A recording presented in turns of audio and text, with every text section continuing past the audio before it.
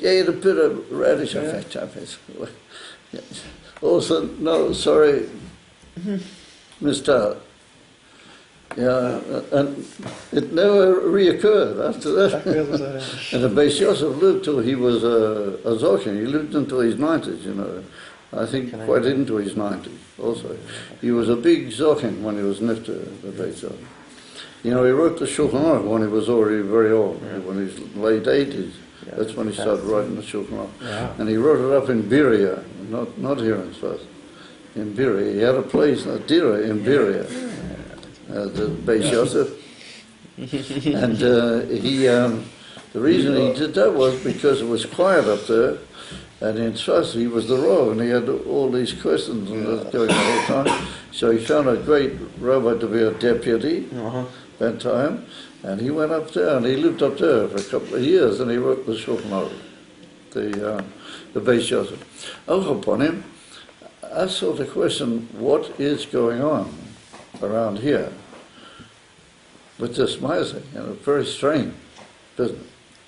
So leaving you with that question, we're now going to approach the class. And I want to suggest to you that Avram Zokein and Bo B'Yamin are two inyanim. They're basically surrounding the same concept, but they're two dvarim altogether. Avram Avinu had both of them.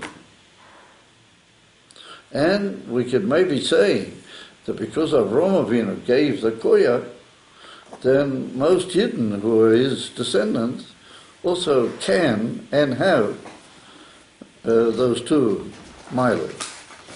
And the Lubavitcher Rebbe, meaning, you know, El Lubavitcher Rebbe, the Rebbe Melech HaMashiach, the Lubavitcher Rebbe, he says that you've got to have both of them, and maybe you've got to have more of one than the other, in a certain way.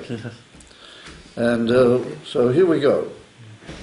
The word Zokein, as mentioned before, I think David mentioned it before, that the word Zokein, the Gemara says in Masechta Kiddushin, that who is a Zokein? Somebody that he purchased Chokhmah. And purchased Chokhmah means that he worked hard at getting Chokhmah. He just didn't sit around and wait till it be, you know, put into his head, but he worked very hard at gaining knowledge of Torah, and therefore he became a Chocham. He's a Misha Kona Chokhmah Kona Zikna. If you purchase Chokhmah, then you're called a Zoki. Now, the Medrash, in Medrash Rabbi says there can be possibilities of otherwise. Maybe somebody not necessarily, spent very much time at the Chokhmah yet, but nonetheless he's got the mile of being a Zokein. And that is, for example, Rabbi Elazar ben Azariah, what do we say on the Haggadah Shel Pesach, the Mishnah, the Masechta Brachos, that he was made the Nasi when he was 17 years old. Pretty good. And he said to his wife, he doesn't think he can accept being a Nasi because he doesn't have a white beard and people are not going to take him seriously. So he had a nest that there grew 17 or 18 white hairs in his beard. You know the whole story. So Gemara Masechta Brachos. So he wasn't yet, very old, but nonetheless he had the mile of Chokhmah, and there can be the other way around. But those are like exceptions to the rule. Yeah. Of a Emes Zokin is Misha Kona Chokhmah. Now, if we look at it, we can say that if you purchase Chokhmah and you really worked at learning and you really worked tremendously hard to gain a lot of knowledge in Torah, then that's a certain perfection within you yourself. Right? You've worked at it hard, and you've got it, so you have, the Torah elevates you, and you are be'emes, be'etzem, a chocham. And therefore you're a zochi, a miti, because you have purchased, and you are living on the madrega of chocham. As it came, what is the inyan from Bo B'yomim? Avrom zochi. What's the inyan of Bo B'yomim?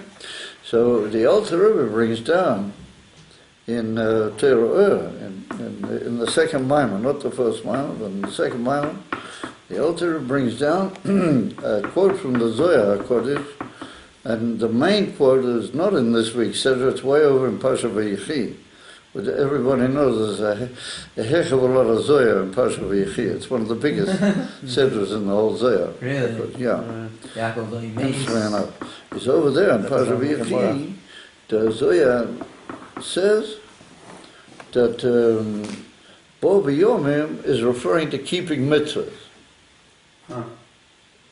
And the Zohar says that, what does it mean, days? Every day is a garment, a levush. Every day is a garment, it's a levush. And he said every day, what's it got to do with garments with days? He said every day you've got to keep mitzvahs. You did the same mitzvah yesterday.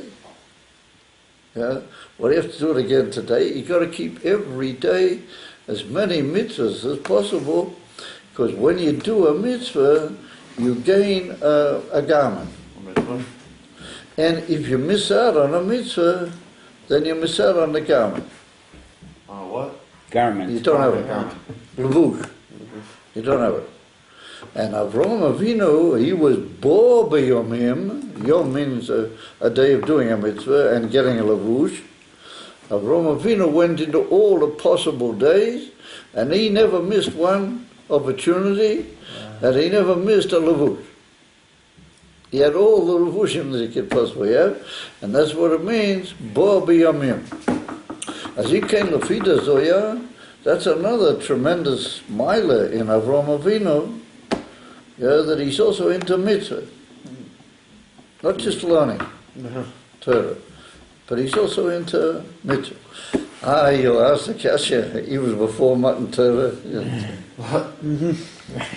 He was before Matan Torah, and the only mitzvah that he had, like we have, is the mitzvah Smila, which is a mitzvah b'gashmiyas, kiyadua. So what is the answer? Come on, you guys. What is the answer? Oh, he kept all the He kept all the mitzvahs. It's brought down in the Gemara in Masechta Yoma. What?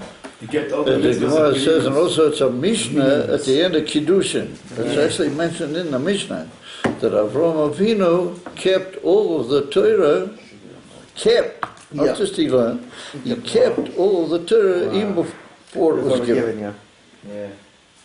Afilu Eirevei Tavshilin. He made even Erev Tavshilin. So I asked the question, why Tavki Erev Tavshilin? What's that? So anyway, it doesn't matter. But Al Chaponim, he says Afila, a thing which is only Midrabban, not only, but I mean it's Midrabban. It's not written in the Torah, you have to make an Erev Tavshilin. That the Rabbanan were Matakin, Erev Tavshilin. So Avraham Avinu did everything. How did he do it? Torah wasn't given yet. Avraham Avinu put on tefillin, and in tefillin it's written that you went out of Mitzrayim. He was quite a long time before going out of Mitzrayim. So how did he put on tefillin? Like Yaakov. And Yaakov had that sticks. Oh, Yaakov did it with the machlei, with the sticks. Very nice. But that was a pool of a gashmir. And they were eating matzah also. So you mean to tell me that Avraham Avinu went around with sticks? They had matzah also, no? That was What is the answer? That's basic. Everybody knows the answer. What is the answer? There's another question when Rashbi was in the Maira, he and Rabbi Elazar, and they take a learn the whole time. They had the Maila from Zoki. They wanted the Maila from Bo B'Yomim also. So how did they do it?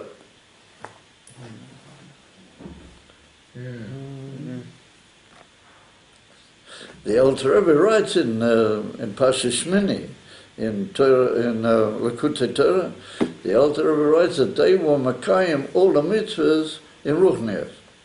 The Rabbi Shimon, because he knew the Yichud Elyon which occurred through every mitzvah, then he worked tremendously hard to be Megala Lamayla, the Yichud that was shot to each mitzvah. And it's killer that he did the mitzvah even though he didn't, or Poya. You follow?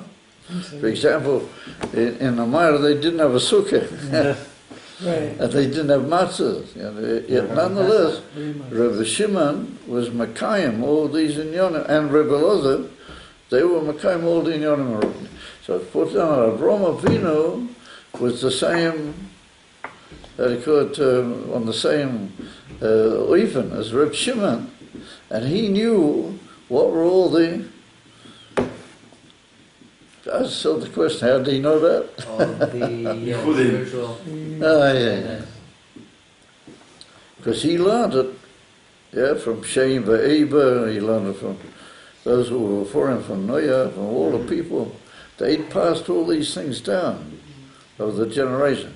Therefore we have yeshivas, and it's written that Avraham Avinu had a yeshiva. Yeah. He himself had a yeshiva. What? The Gemara over there, I'm saying to you now.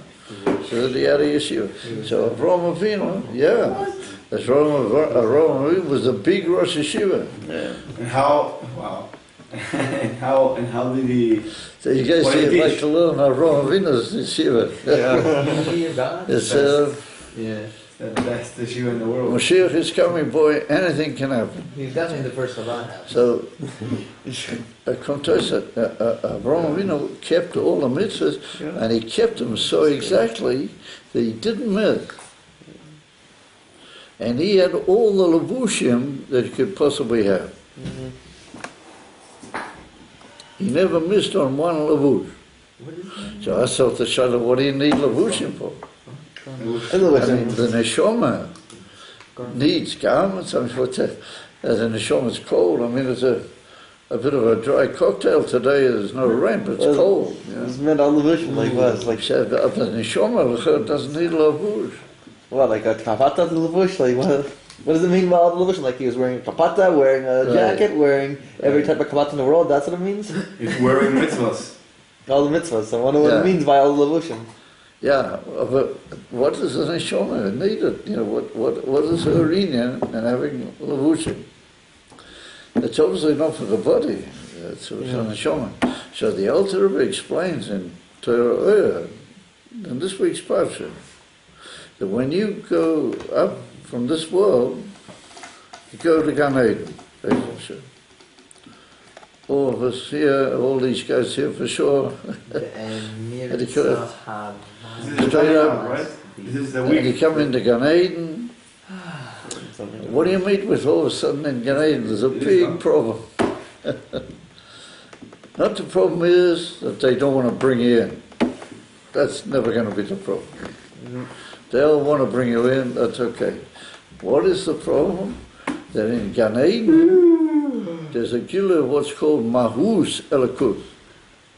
And all that we have here in Bria, Yetzirah, Vasiya, even in the highest levels in Olam HaBriya, we have what's called Metzias Elikut. What's the difference between Metzias and Mahus? Metzias means that you learn that the thing exists. But you don't know anything more about it. You just know that there is such a thing. For example, you talk about Chokhmah de Olam HaYetzirah or something. I mean, you have any idea what that really is? You talk about it, you say there's Chokhmah in Olam HaBriya. What is Mahus? Mahus means that you know what it really is. Mahus means the essence, the real makeup of the thing. You know what it really is. So when you get into Gan Eden, they say, listen, man, sorry, but you're an old biadik. You come from Bria, Tzirah, you only know about Metzias. Over here we deal with We got Gilui HaMahuz. What are you going to do? And it's a very big kasha. Very big kasha. Levi, you got the kasha. I understand. Yeah. Somebody that only knows about something, and all of a sudden he comes to meet up with what it really is, Be'etzem Mamuz, but first we're talking about divinity. Experience. So what's he going to do? What's going to happen? They get the So promise. what does he do? He said, wait a minute, I got the answer. And he pulls out of his Ruchnisdicker pocket all the levushim. All the levushim that he's made all the years. And the Alter Rebbe says, what do these levushim do? It's like putting over your eyes a harikot, and you can look at the sun. You can't look at the sun directly when it's shining powerfully, because your eyes will just cover it.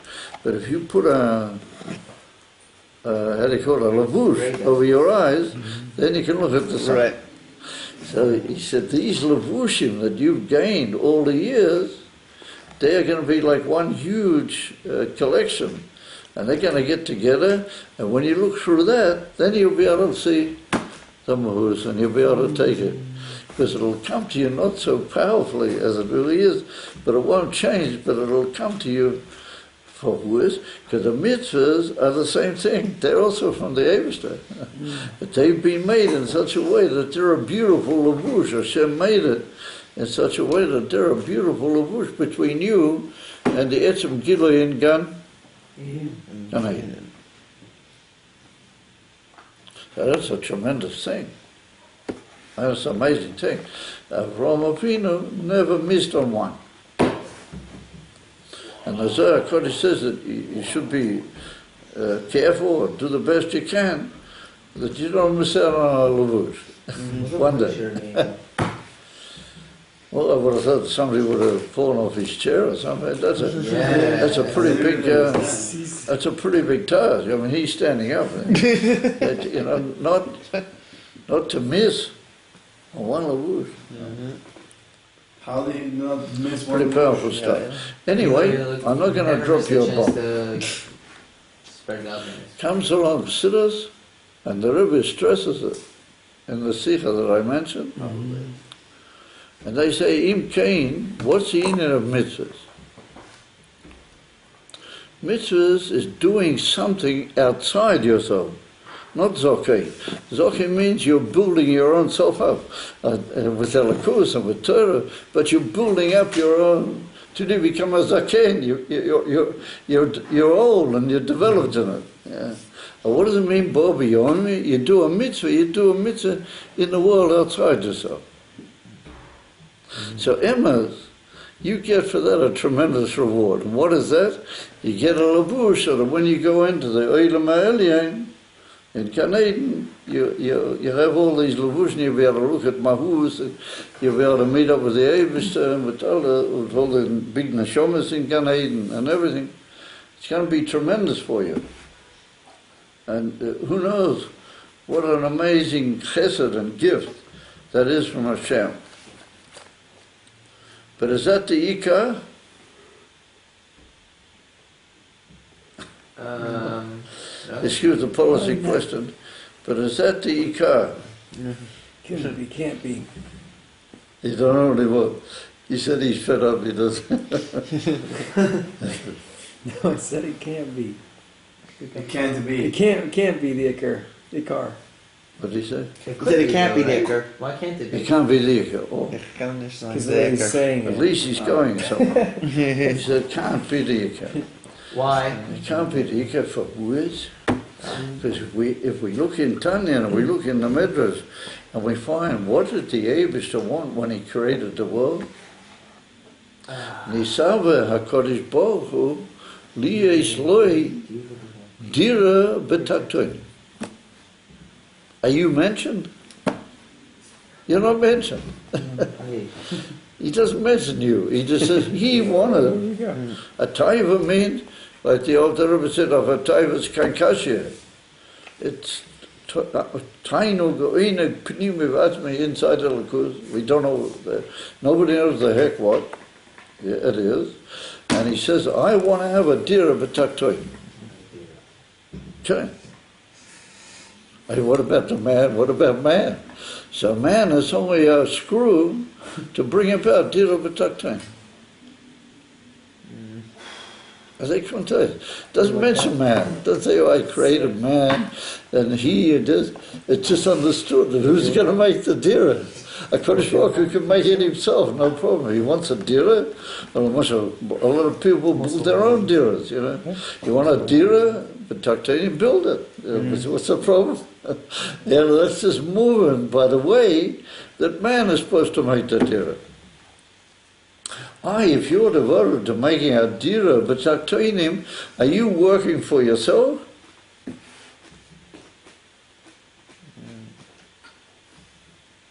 You're not working for yourself. You work for yourself. You're working on other things. But it says You're making him a dira it says in Bereshis Bishvil Yisrael. B'shul Torah. That means that the Eivester holds the Yidden very, very dear. But it says Bishvil. Yeah, but that is, if we ask, what does he want from the Yidden?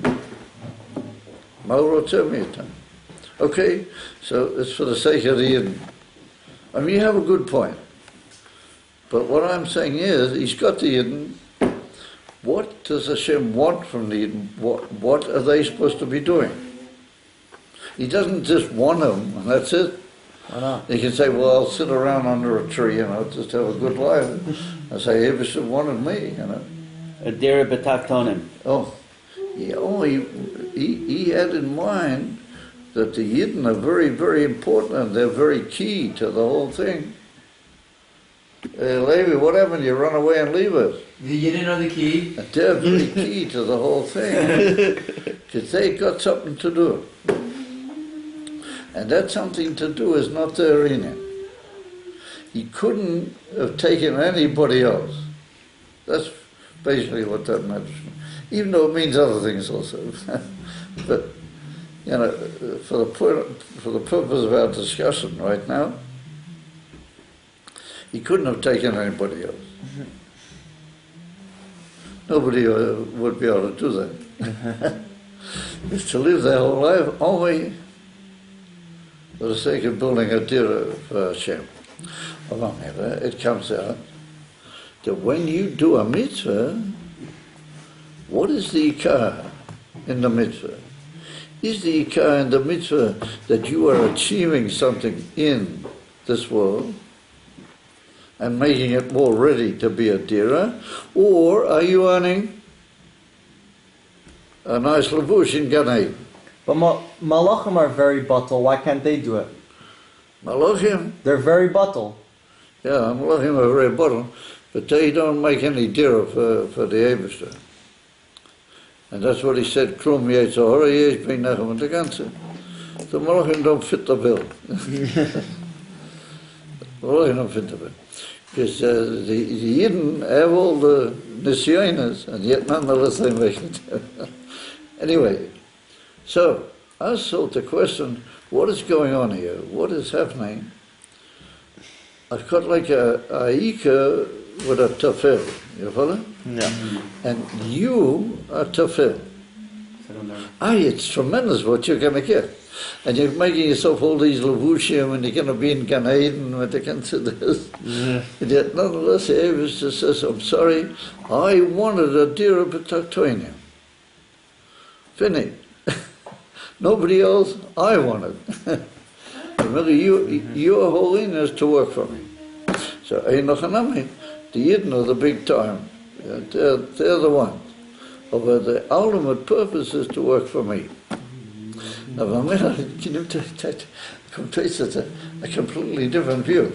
That's the difference between those who are Chassidim and those who are not Chassidim. Those who are not Chassidim, they say the Ikka is that you've got to build up your Gan Eden. That's what we're saying. And you've got to make sure you're okay and everything. Yeah, say dira b'taktonim, but they say, wait a minute, what's this dira b'taktonim? Who said it? Where is it? What? Yeah. Comes along the Chassidim and they say, oh yes, Gan Eden, all's fine. And you know what the Alter Rebbe said? He said that the whole Gan Eden is only like a small piece of bread, you know, prusa. Al tiyu avodim al manas, oivdim esarav al manas lekabel pras. Pras means Gan Eden. Pras is a little piece of reward, like a cut piece of bread. So why is there that? And the Alter Rebbe, as it were, wiped off the map the whole Gan Eden. You know the story. Sure. But the Alter Rebbe said, Why then is there Gan Eden at all then? well, Why is there Gan Eden at all? why is that? Why is there a Gan Eden? Why is there a Gan Eden? Oh. That's a good question. So don't have any Gan Eden at all, don't I think? Yeah. Just work to Yeah. don't worry about it. how to go to their guts, work really. And then just say, good, thank you guys, and finish. A good dog. Bye-bye. What? So that's another aspect of Hashem's goodness. Another aspect of Hashem's goodness is that He pays reward. It's a mitzvah. Pay on time. As put down in the Gemara, that HaKadosh Baruch Hu lo mekapeach schar kol beria. It doesn't matter who it is or what. If there's due anything, Hashem pays us. So come to us that everything we're talking about, Gan Eden and the Levushim, and it's all tremendous in Yonah, that's all because Hashem is a good Tata. Hashem is a very good Father. He's not going to work you hard and not let you have something for it. But He doesn't want you to see that as the whole thing. He wants you to work for Him. And if you work for Him, He'll look after you. He'll give you. You need Gan Eden, you need one thing, make sure you keep the Levushim going. Because then otherwise I can't help you. But the Ikar of the mitzvahs is to achieve things in this world. And the Ikar of the mitzvahs is to make the world a clean to Elokus. Adira lo is baruch. Well, that's the whole Ikar, and the rest of it is icing on the cake. That's the whole Ikar. That's the two inyanim. Avram Zokin, that's your personal inyan. You have purchased for yourself also to Heicha inyanim. Being higher and better and edler and everything. That's one thing, Zokin. After that, there's a inyan from Bo B'Yamir. Bo B'Yamir means that you do things outside yourself. And you do things in the world, which is mitzvah. And Ein Hanam you get for that, working very good in Gan Eden. That's not your worry. Or your concern. Your concern is, Lazarus lo yisbar dir b'takter. The Rebbe says, what's the pshat in the story with the Beis Yosef? Had the Beis Yosef been burnt on Kiddush Hashem a few weeks after, like the Maggid said to him, what would have happened? The Beis Yosef would have passed away relatively early, concerning his life, and there wouldn't have been any Shulchan Aruch. So you might tell about somebody else could have written the Shulchan Aruch. The Ramah, he wanted to write, the whole story. But it wouldn't have been quite the same. Yeah, it wouldn't have been quite the same. And what is Shulchan Aruch? That all the Yidden throughout the whole world have to know how to keep the mitzvah. Yeah. How to do it. So who made the Emes Adira B'Taktenim to Beis Yosef? And he would have had Zoki. He would have had a huge Zoki. But the Eibusha wanted that he should have Bo B'Yameh. He has to come out into the world and make it ready. But he's got to write the Shulchan Aruch. So you could ask a Balbatish question. You could ask a Balbatish Kashia. Now when I'm asking a question, he runs away. He could ask a Balbatish a question. Well, Hashem could have left him to live longer and write the Shulchan Aruch. And then after that he could have gone and Kiddush Hashem. I'm sorry, there always has to be a little bit of a question. I guess there was the man from dying Kiddush Hashem, Kiddush Hashem was then and not later. The matter was so urgent that Hashem wasn't prepared to play around with it. And therefore he found a little reason to take it away from the Beis Yosef. That was enough. Because the ultimate reason was he's waiting for the Shulchan. Hashem is looking forward. And so he could answer the question that he needed those years to prepare himself for the Shulchan. And that's the Emes HaTorah. It's a prota that got him that lot.